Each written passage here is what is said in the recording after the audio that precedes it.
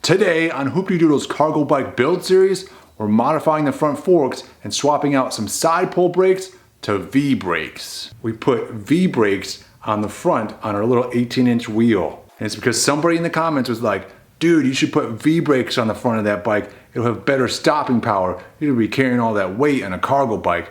And I was like, oh man, I thought about it, but it sounded like such a lot of work. But then I did it. And that is why welding is awesome. Alright, so on the bike currently, the forks we're using on the front, they've got this little, they mount up here like this and squeeze. What would be a little bit more powerful, a little bit better, more braking power would be to be able to transfer this V-brake style braking system onto it. I was hoping that maybe I could just like cut this whole thing out and have this whole little metal U thing section and just weld that whole thing on, but this is aluminum. Not gonna be welding aluminum to steel over here. That's not gonna happen.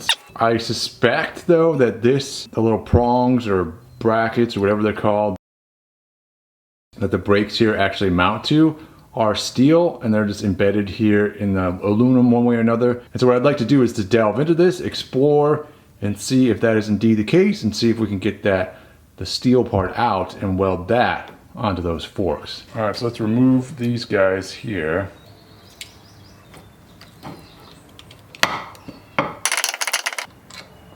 Thread locker on there. It's interesting. All right, that is steel. So how do we get it out of there? So if we're looking at it, you can see there's this little hole there, and that works in conjunction with the actual, you can see there's a little sort of rod there that sticks out, that goes in that hole. That's what helps make these brakes work, provides tension, all that sort of stuff. It looks like this is just sort of threaded in there. Let's see if we can get that out.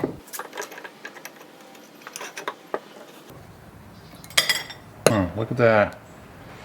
All right, so that's all that is. So it's just a little threaded piece there. So in theory, I can make a little plate here that this will thread onto. All right, so I've got a little die here for like threading things. This is an M8 metric 8mm. All right, so then just trying to plan this out a little bit. Measure from the outside to the outside. We get about 3 3/4 inches.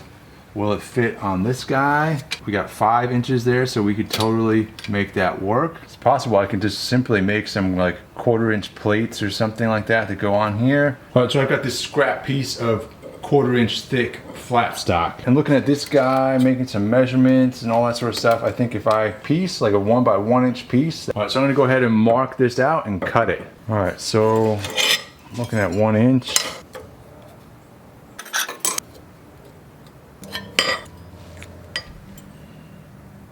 All right, so then before I cut these little tiny pieces out of here, I want to try and drill my holes. So I'm gonna make a little template of this guy.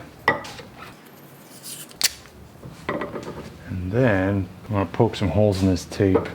Let's see if I can get it with this guy.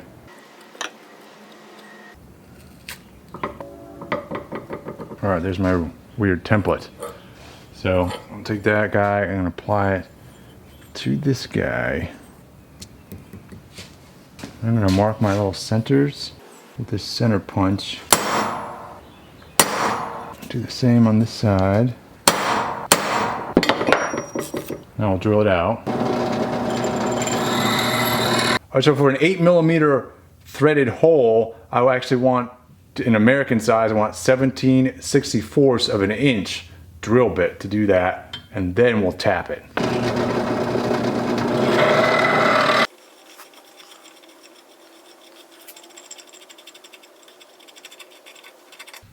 All right, so here it is. And by the way, oh, don't you love a nicely threaded hole? It's like magic, man, threading holes. And then, by the way, 17/64 is incorrect for 8mm. It is 19/64.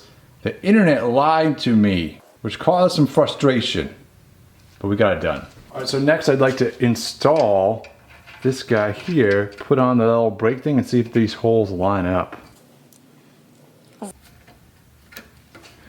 Oh, it fits in the little hole.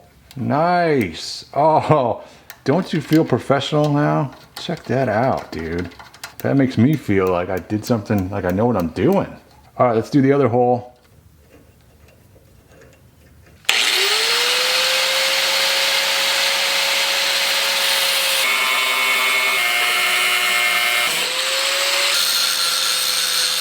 All right, we've got something here. So I've got these shaped out so that they will work on, because you need some curvature there in order for that thing to be able, in order for the brake armature to be able to swing. So we got that shaped out, so they should work.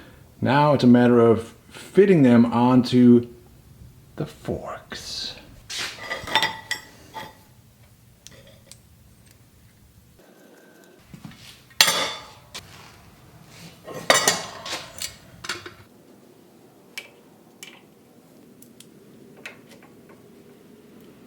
All right, so my plan is just to sort of hold this up here with the brake pad against the rim the way it's supposed to be.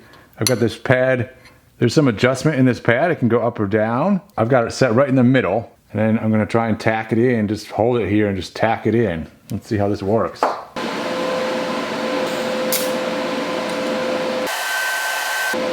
might actually work.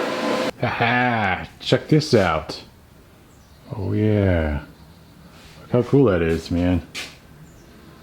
It's assembly time.